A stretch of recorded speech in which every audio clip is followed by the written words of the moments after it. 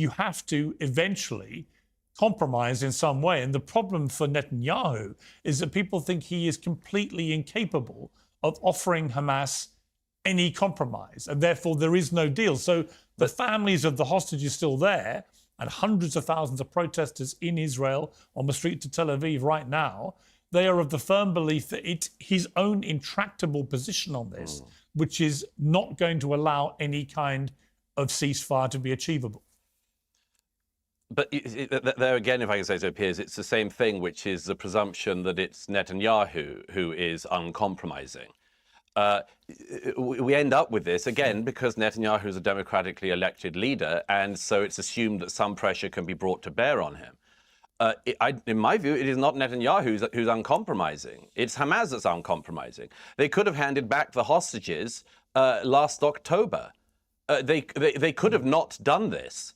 I mean, they could have tried to build a state since 2005, when Israel withdrew from the Gaza, and handed the place over to them. Hamas could have used the billions of dollars and pounds and euros that British and European and American taxpayers gave them since 2006. They could have used those billions of dollars to build up Gaza.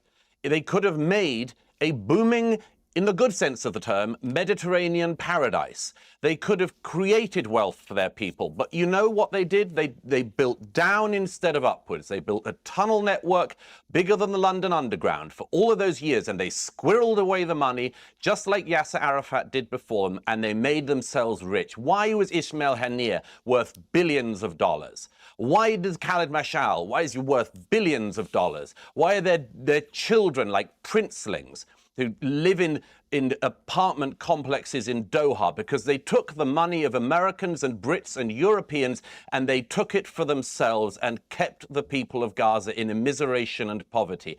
There has been since 2005 a complete counterfactual of what could have happened. But the Hamas leadership didn't want that.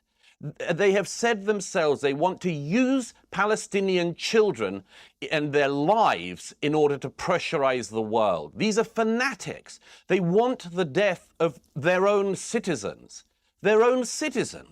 in order to get world opinion turned against Israel. Again, how do you negotiate with that? The assumption always is in the West today, because we're so sort of fat and lazy in our expectation that peace is the norm, and that historically it's the norm. We're so full of our own expectations and presumptions that we always think that wars end by some kind of compromise and coming around the table, to use the cliche.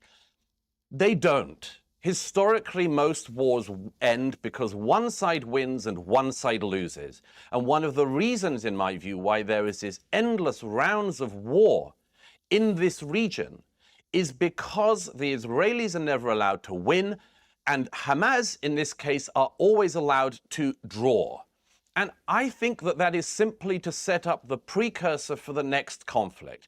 If Hamas come out of this with a fighting capability, then there will be another round of this war in a couple of years. So when David Lammy and others say what we need to have is a peace deal, I'd say on what terms? Everybody wants peace except for Hamas and the fanatics. Everybody else wants peace. All of these people in the south, these kibbutzniks and the partygoers and others who were murdered on the 7th, all dreamed of peace with their Palestinian neighbors and brothers and sisters. Who stopped that peace being possible? Hamas, from 2005 and again to this very day.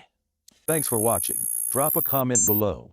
Don't forget to like, share, and hit subscribe to stay updated with our latest content.